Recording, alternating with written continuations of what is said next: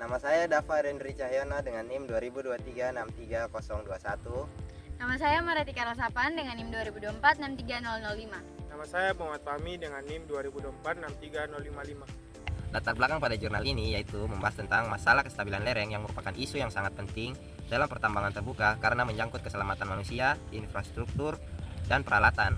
Berdasarkan pengalaman, sering terjadi longsoran atau retakan pada lereng galian di pit yang memiliki struktur geologi yang kompleks. Lokasi lereng pertama. Material pembentuk lereng batu lanau, arah jenjang deep direction adalah 40 derajat north, 175 derajat east. Keluarga deep direction adalah 30 derajat north, 30 east. 35 derajat north, 302 east. Potensi keruntuhan yaitu tidak menunjukkan longsoran tertentu. Lokasi kedua adalah MT4. Material pembentuk lereng adalah batu lanau, arah jenjang gali deep direction adalah 64 derajat north, 50 derajat east. Keluarga deep direction adalah 3, 24 derajat north, 20 east. 35 derajat north, 160 derajat east. Yang ketiga 20 derajat north, 350 east. Potensial keruntuhan adalah mempunyai potensial ketidakmampan berpotensial membentuk kelongsoran bidang longsoran planet fluida ke arah north 173 east. Lokasi lereng ketiga berada di TAL Utara, di mana material pembentuk lerengnya adalah batu lanau dan arah jenjang gali deep direction-nya adalah 41 derajat north, 116 derajat east. Kemudian keluarga kekarnya ada satu, deep direction, yaitu 10 derajat north, 81 derajat east. Potensi keruntuhan tidak menunjukkan jenis longsoran tertentu. Pembahasan terkait lereng dan strike deep adalah di mana MT4 berada dalam kondisi tidak aman atau menunjukkan adanya potensi longsoran. Kemudian pada lereng Inside Dam Utara dan TAL Utara menunjukkan kondisi aman atau tidak ada potensi longsoran. Hubungan strike deep, lereng dan stabilitas, di mana lereng MT4 yang tidak aman, hasil proyeksi stratigrafi menunjukkan perpotongan bidang-bidang kekar berada di antara jenjang-jenjang gali dan sudut geser dalam. Kondisi ini mengidentifikasikan adanya potensi ketidakamanan atau tidak stabil dengan potensi keruntuhan tipe longsoran bidang. Batuan yang paling rentan terhadap longsoran intensif adalah masa batu lempung atau claystone. Kemudian pada lereng Inside Dam Utara dan TAL Utara yang dimana dalam keadaan aman, perpotongan bidang-bidang kekar yang terjadi berada di luar daerah antara jenjang gali dan sudut geser dalam. Hal ini berarti kekar yang berkembang di daerah tersebut tidak menunjukkan jenis longsoran tertentu atau tidak kritis secara kinematik. Halo semuanya, pada kesempatan ini saya akan menjelaskan mengenai hasil penelitian dengan judul struktur kekar sebagai pengganggu stabilitas bangunan jembatan di daerah Kokap, Yogyakarta.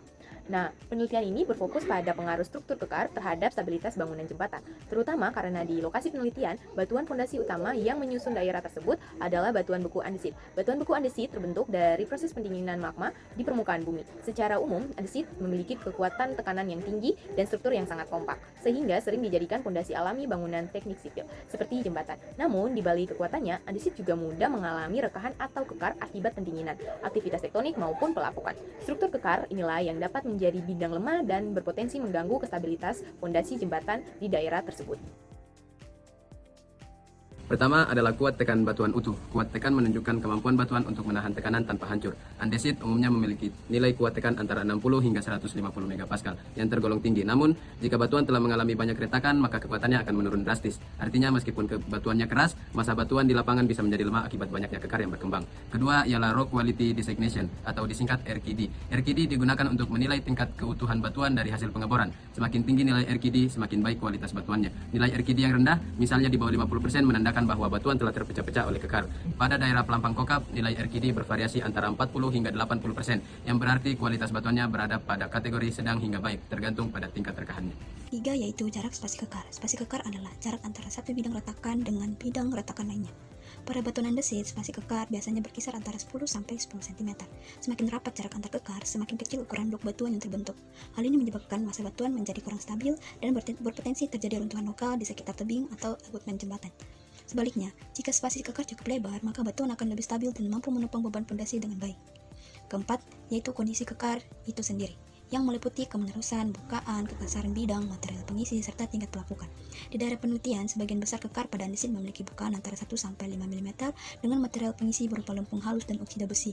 Bidang kekarnya cenderung halus hingga agak kasar, dan beberapa di antaranya menunjukkan kemenerusan cukup panjang hingga beberapa meter.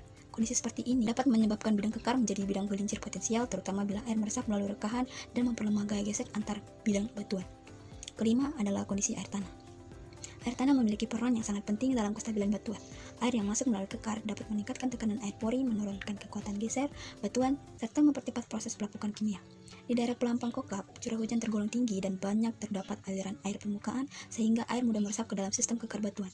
Kondisi ini sangat berpengaruh terhadap stabilitas pondasi jembatan, terutama pada musim hujan. Selain kelima parameter tersebut, orientasi kekar yaitu jurus strike dan kemiringan dip juga menjadi faktor penting. Jurus kekar yang sejajar dengan arah jembatan atau bidang sungai dapat menjadi bidang lemah yang berpotensi menyebabkan pergeseran massa batuan. Sementara itu, kemiringan kekar yang searah dengan lereng akan memperbesar kemungkinan terjadinya longsor di bidang atau width failure di sekitar pondasi. Secara keseluruhan, hasil penelitian menunjukkan bahwa meskipun batuan andesit tergolong kuat berdasarkan struktur kekar dan ori RN2, spasi rapat dan kondisi air tanah akhir dapat mengukur kestabilan massa batuan. Hal ini berdampak langsung terhadap keamanan dan kekokohan bangunan jembatan di daerah Pelampak Kokap. Demikian penjelasan singkat mengenai struktur kekar bagian bangunan stabilitas bangunan jembatan di daerah Pelampak Kokap, Yogyakarta. Semoga penjelasan ini dapat memberikan gambaran yang jelas tentang pengertian memahami kondisi geologi dan struktur batuan dalam penggunaan infrastruktur teknik sipil. Terima kasih. Perkenalkan, nama saya Irene Elizabeth Wagap dengan NIM 2023-63054. Dengan judul atau artikel yang saya dapat yaitu Stabilitas Lereng Hangwald berdasarkan analisis kinematik pada tambang terbuka batubara di PT Paman Pesada Nusantara, Kalimantan Tengah. Dengan permasalahan yang saya temui dalam jurnal ini yaitu Hangwald pada tambang terbuka batubara di PT Paman Pesada Nusantara, Kalimantan Tengah ini mengalami potensi ketidakstabilan lereng akibat adanya sistem kekar atau diskontinuitas pada batu penyangga. Kemungkinan mengakibatkan longsor dengan beberapa mekanisme yaitu planar dan toppling. Di sini planar itu adalah sistem mekanisme di mana semua gerakan terbatas pada satu bidang atau bidang-bidang paralel. Yang kedua, toppling adalah jenis kegagalan lereng atau longsor yang terjadi ketika batuan atau tanah roboh atau terbalik arah ke depan karena pergerakannya di titik pusat massa. Oke, perkenalkan, nama saya Rizky Putra Manpopo dengan NIM 2024-63053. Di sini saya akan menjelaskan tentang kondisi kekar dan jurus strike dan kemiringan di lereng.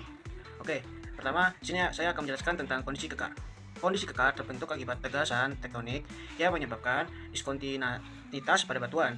Lalu, kekar itu mempengaruhi koneksi dan kestabilan batuan yang sehingga berpotensi menimbulkan longsoran gitu. Lalu, pengukuran dilakukan dengan metode screening pada 3 area lereng, Hickwell dan itologi batu pasir yang atau dimaksud dengan sandstone.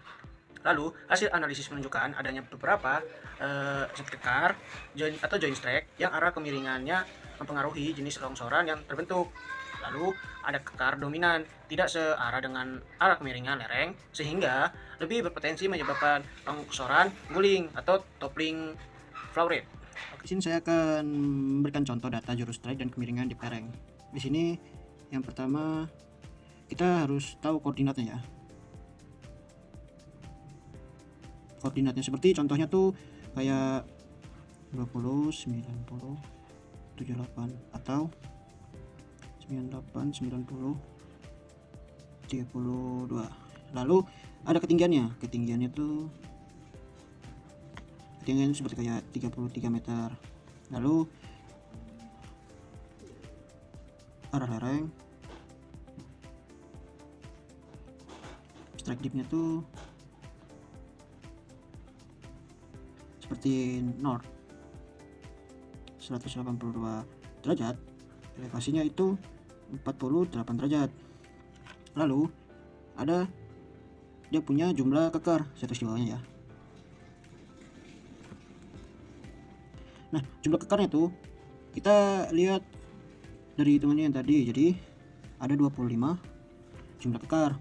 Lalu potensi longsor dominannya.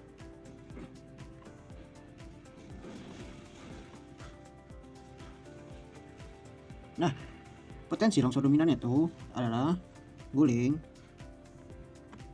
sekitar 8%. Oke, itu contoh jurus data strike dan kemiringan di lereng.